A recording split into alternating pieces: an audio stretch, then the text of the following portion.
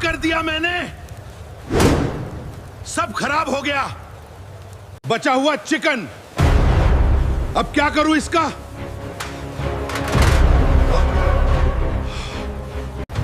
रुको। गुस्से में इसे ग्रेवी में डाल दिया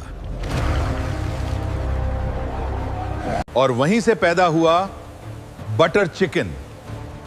गुस्से में बना दुनिया का फेवरेट बन खाना।